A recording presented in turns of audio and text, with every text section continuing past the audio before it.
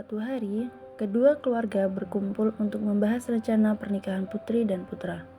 Awalnya suasana berjalan hangat, hingga pembicaraan mulai menyinggung kehidupan setelah menikah. Assalamualaikum. Waalaikumsalam. Mari masuk, Bu. Iya.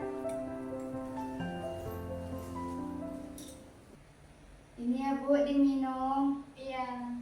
Kamu nggak kerja, Bud? Enggak, Bu, lagi libur. Oh, libur. Ibunya ada? Ada di belakang. Sebentar ya, Bu, masih mau dipanggilin. Iya, panggil aja. Bu, ada tamunya. Iya nak, sebentar. Siapa? Itu mertua sama... Mbak, sampean mbak. Dari mana mbak? Dari rumah. Oh, emang tujuannya ke sini? Iya. Ini dimakan mbak. Iya. Bud, ini. Jadi gini, Mbak. Pernikahan anak kita kan udah dekat nih. Oh iya mbak, rencananya saya juga mau bahas tentang pernikahan anak-anak ini. Menurut sampean anak-anak ini tinggal di mana ya, Mbak, setelah nikah? Menurut saya mbak ya, alangkah baiknya anak-anak ini ikut saya mbak tinggal di sini. Biar saya juga bisa saling bantu mereka. Iya, Bu. Itu juga yang saya pikirkan dari dulu. Tapi sebenarnya saya punya pendapat sendiri, Bu. Pendapat seperti apa dok? Saya itu pengennya setelah menikah itu punya rumah sendiri, Bu, dan bisa hidup mandiri. Mandiri itu emang bagus Nduk, tapi jangan sampai melupakan keluarga. Apalagi ya Nduk ya, di sini itu tradisinya itu kalau anak laki-laki menikah, istrinya itu ikut suaminya Nduk di sini. Jadi maksud Ibu itu biar kita bisa menjaga hubungan dengan orang tua.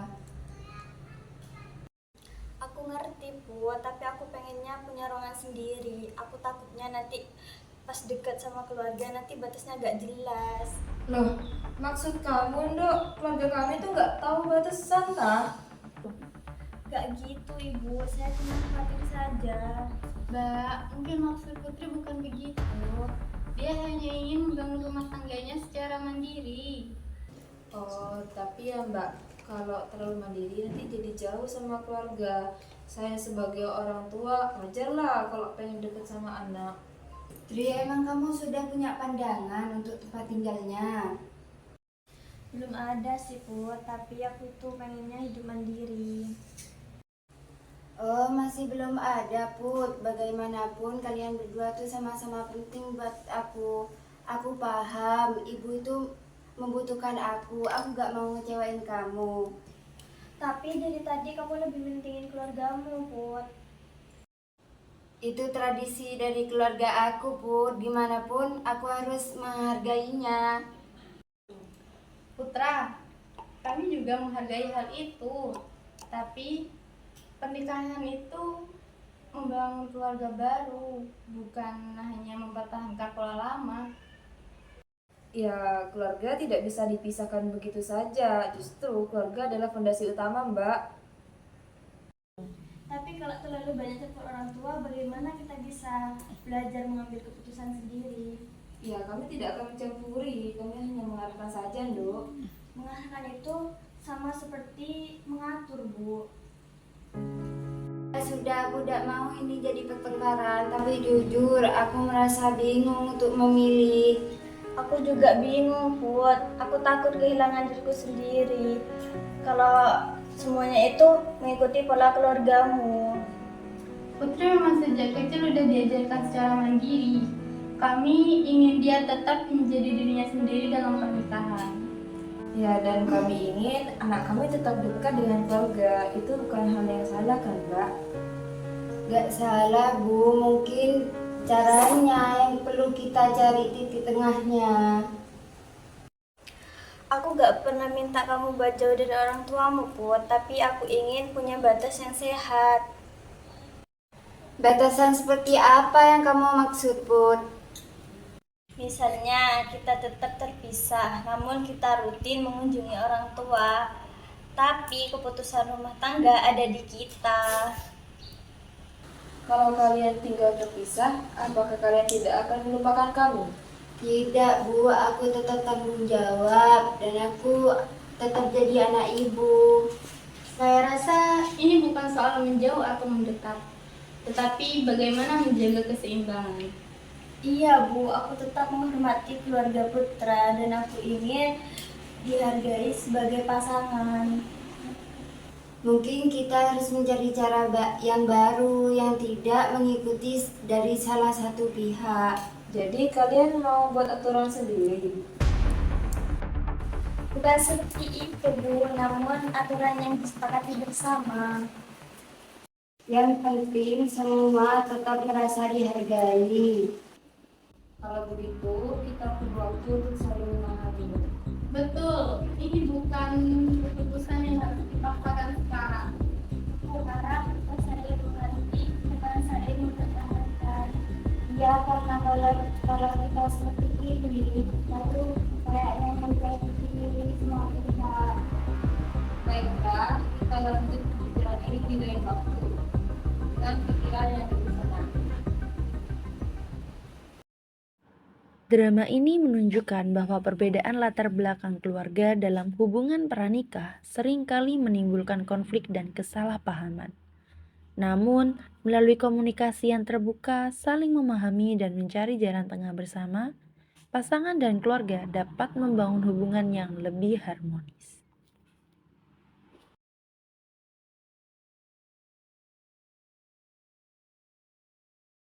Assalamualaikum Mas. Menurut Mas, hasil keputusan Mas gimana? Imak sedih. Waalaikumsalam, terserah kamu, sudah yang... Kok kamu gitu? Kamu udah gak sayang aku ya? Bad mood. Enggak gitu Putri, sejujurnya aku juga bingung. Emot pegang kepala.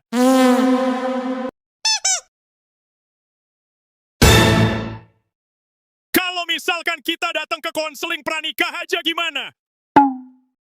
Ya ayo.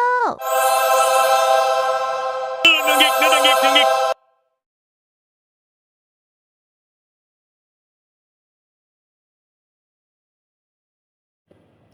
Dalam pertemuan pertama ini, Putri dan Putra mulai membuka diri mengenai perbedaan pandangan yang muncul akibat latar belakang keluarga yang berbeda. Konselor membantu membangun suasana yang aman dan nyaman agar keduanya dapat menyampaikan perasaan serta harapan mereka dengan lebih terbuka. Assalamualaikum. Waalaikumsalam. Ya, silakan masuk.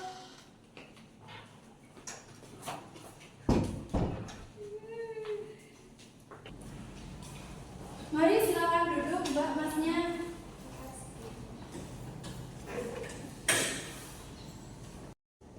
Terima kasih ya kalian sudah mau datang konseling hari ini. Di luar panas ya? Iya. Mari silakan diminum dulu ini. Kalau boleh tahu dari mana ini alamatnya? Saya dari Silo. Oh, kamu dari Silo. Kalau kamu? Saya dari Kalisar.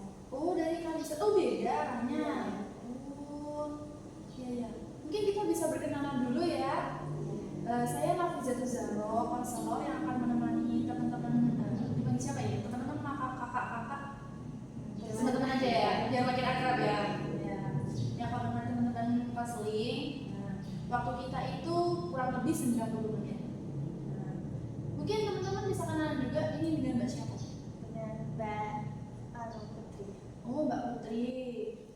Kayaknya mbaknya ini Mas Putra ya? Iya. Ah, iya betul. Dan Mbak Putri sama Mas Putra.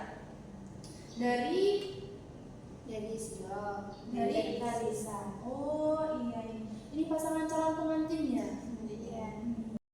Oh ya, kalau begitu nanti teman-teman bisa cerita apa saja kepada saya. Tidak perlu khawatir, di sini itu tempatnya teman-teman cerita dan itu nggak perlu ragu-ragu karena di sini itu sifatnya rahasia, tidak akan keluar kemana-mana. Jadi teman-teman bisa cerita apa saja, santai. Teman-teman nyaman dulu duduknya, jadi nanti kita bisa bicara pelan-pelan di depannya. Iya Bu. Mungkin ada yang mau ditanyakan? Saya masih agak bingung Bu mau mulai dari mana. Iya, sama saya juga. Soalnya saya tuh jarang ngobrol hal ini sama orang lain. Maaf ya Bu.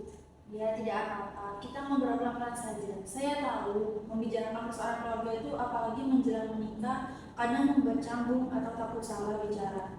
Tapi justru dari konseling ini tujuannya itu untuk mempersiapkan pernikahan kalian ke depan. Ya Bu, saya akan mencoba lebih terbuka. Baik, mungkin saya pengen tahu nih, bagaimana sih hubungan kalian selama ini? Alhamdulillah baik Bu. Jarang tengkar juga, iya kan Put? Iya, cuman akhir-akhir ini mulai sering beda pendapat soal tempat tinggal setelah menikah.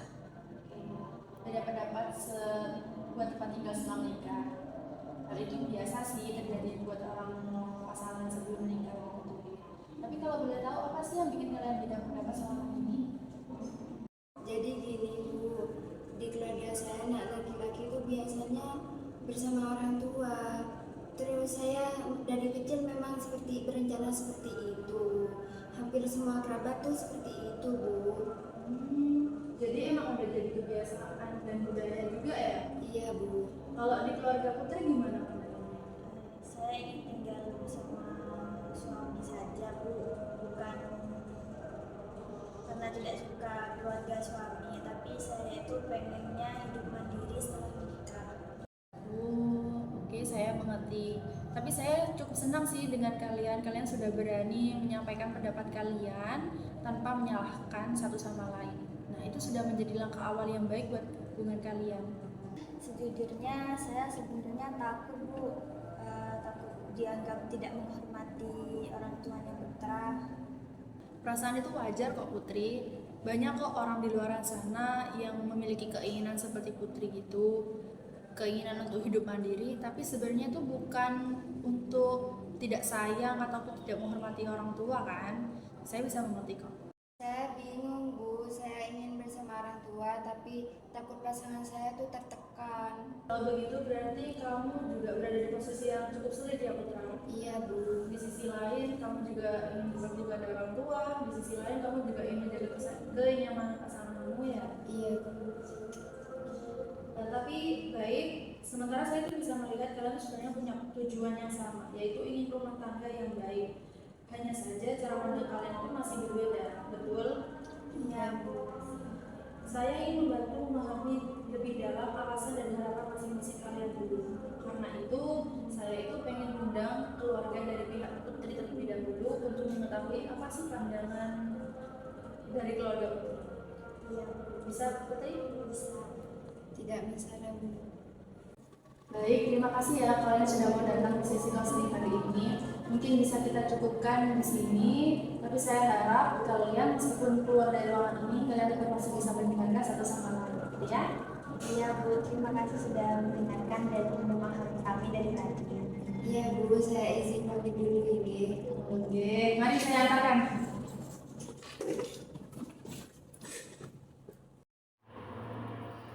Pada pertemuan pertama ini, Putri dan Putra mulai memahami bahwa perbedaan bukanlah hal yang harus dipertentangkan, melainkan dipahami bersama. Konselor juga mulai mengidentifikasi akar permasalahan yang terjadi dan merencanakan pertemuan berikutnya untuk menggali sudut pandang keluarga secara lebih dalam. Pada pertemuan kedua, proses konseling dilanjutkan dengan menghadirkan pihak keluarga dari calon pengantin perempuan. Terima kasih ya sudah mau datang ke sesi konseling pada hari ini. Di luar cukup panas ya kayaknya ya. Mari diminum dulu Ibu. Makasih Mbak. Kalau ini Putri, ini Ibu Putri ya? Iya. Oh iya, Ibu saya tuh namanya Nafisatul Zahro. Bisa Ibu panggil Nafis gitu terserah senyamannya. Iya. Mbak aja ya? Oh boleh panggil Mbak. Sebelumnya saya mau kasih tahu bahwa di sini itu kan tempat konseling. Jadi semua cerita yang ada di sini itu sebenarnya rahasia, nggak akan keluar kemana-mana. Baik, jadi gini Bu, saya tuh pengen tahu pandangan lebih dalam di keluarga Ibu terkait keinginan anak untuk belajar hidup mandiri setelah menikah. Baik Mbak. Oh iya Putri kan kemarin sempat cerita bahwasannya Putri setelah menikah pengen belajar hidup mandiri ya. Mungkin Putri bisa cerita lebih dalam apa sih alasannya Putri pengen hidup belajar mandiri? Saya ingin punya kesempatan mengurus rumah tangga sendiri Bu, belajar mengambil keputusan bersama suami tanpa terlalu ketergantungan sama orang tua. Apa ada hal lain yang membuat kamu memiliki keinginan itu, Putri? Saya takut nanti kalau sama mertua nanti sering salah paham, Bu. Saya orangnya agak sensitif dan takut mengecewakan. Memang dari kecil saya mengajarkan anak-anak saya untuk belajar terbuka dan mandiri, Mbak. Jadi kalau dia punya keputusan sendiri, biasanya kami mendengarkan dulu. Berarti kalau begitu di keluarga ibu sudah biasa ada diskusi terlebih dahulu ya? Iya, kami percaya, Mbak, kalau setiap anggota keluarga itu harus merasa didengar. Baik. Lalu sekarang gimana perasaan ibu melihat kondisi anak-anak saat ini? Saya sedih, Mbak. Takut mereka pikir anak saya itu tidak sopan karena memilih mandiri. Saya juga takut, Bu, calon ibu mertua saya tidak suka dengan saya. Kalau saya boleh tahu, apa sih yang bikin kamu paling khawatir untuk tetap tinggal dengan mertua? Saya takut nanti tidak bisa mengambil keputusan sendiri sebagai istri, juga nanti apa-apa harus mengikuti keluarga mertua, Bu. Jadi sebenarnya kamu tuh kalau saya lihat keinginan kamu tuh bukan menjauh dari keluarga, tetapi ingin belajar menjadi pasangan yang mandiri. Iya, Bu, saya pengen dekat dengan orang tua dan juga mertua. Saran saya ya, Mbak, kalau bisa tinggal tidak terlalu jauh juga tidak apa-apa. Yang penting mereka memiliki rumah tangga sendiri. Baik, kini saya sudah mulai memahami harapan dan keinginan dari keluarga ini. Sebenarnya keinginannya itu Putri itu bukan ingin menjauh dari mertua ataupun orang tuanya, tapi Putri itu pengen menjadi pasangan yang mandiri begitu. Apa benar, Putri? Iya, benar, Bu. Oke. Baik, saya sekarang sudah mengerti keinginan Putri. Jadi mungkin sesi konseling pada hari ini bisa kita cukupkan sampai di sini saja. Saya berencana bisa mendatangkan keluarga besar dari keluarga pihak Putri, bahkan keluarga dari pihak Putra. Bisa? Iya, Bu, bisa. Oke. Kalau begitu saya sama ibu saya izin pamit dulu. Oh iya boleh. Mari saya antarkan.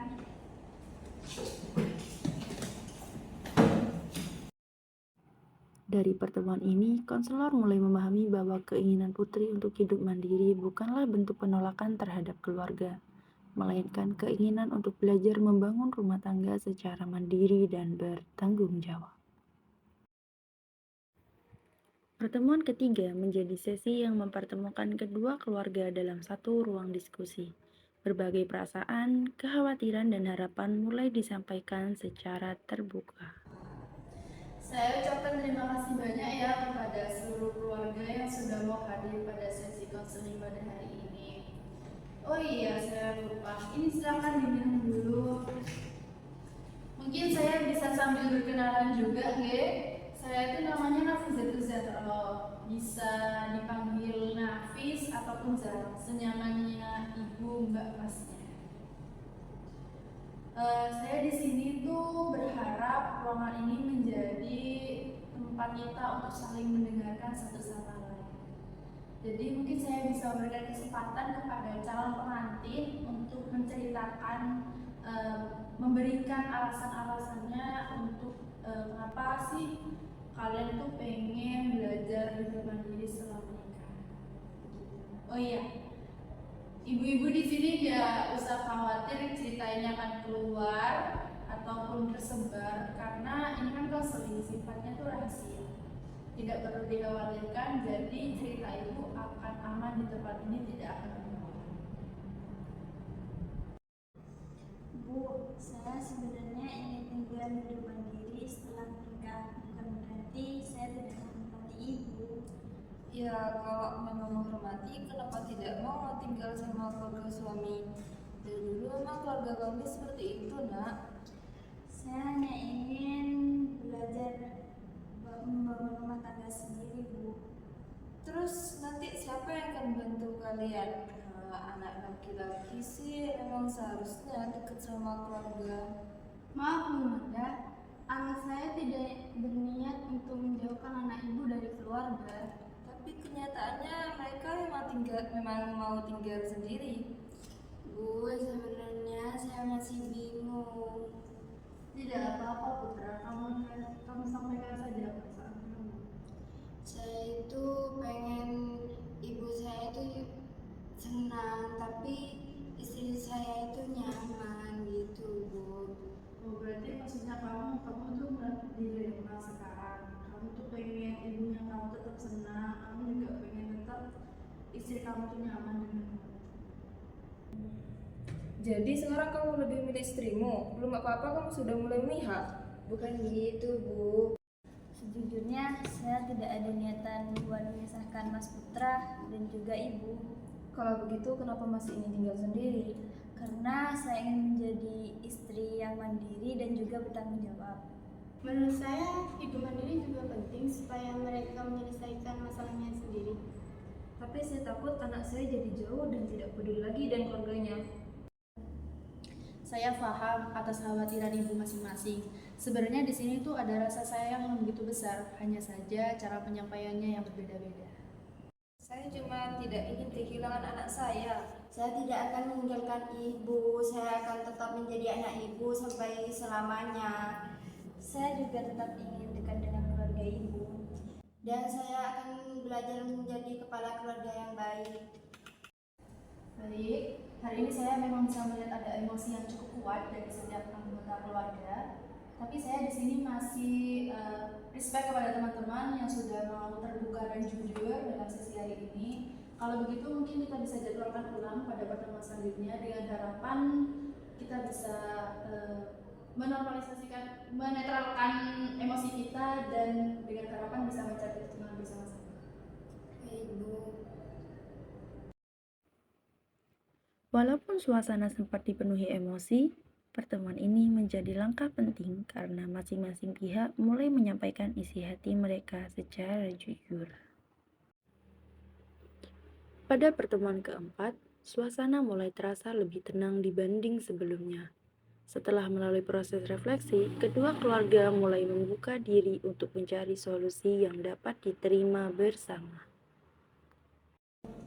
Saya ucapkan terima kasih banyak ya kepada semuanya sudah mau hadir hari ini. Sepertinya saya melihat hari ini cukup tenang daripada yang kemarin, daripada sebelumnya. Oh iya, silakan diminum dulu. Iya Mbak, saya juga sudah mencoba memikirkan semuanya lagi. Terima kasih Bu Manda, itu memang sudah langkah yang baik. Mungkin hari ini saya bisa mendengar pendapat dari calon pengantin dulu ya. Saya tetap ingin tinggal mandiri, Bu. Tapi saya tidak ingin jauh dari keluarga dan juga saya ingin tetap berkunjung dan membantu kedua orang tua saya. Oke, baik. Berarti kalau begitu Putri masih tetap dengan keinginan yang sama ya? Gimana tanggapan Bu Manda setelah mendengar hal ini?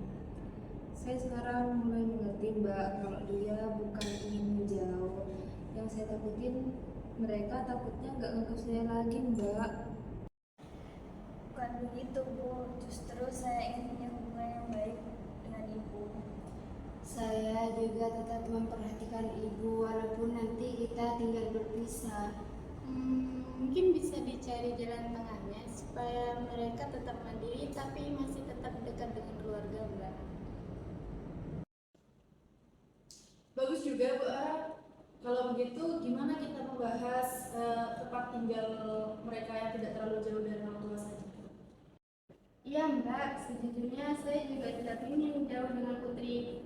Tapi karena ia memiliki keinginannya sendiri dan itu bagus, mengapa saya tidak izinkan saja dia? Iya Mbak, saya sebulan dari sini kemarin juga sangat berpikiran.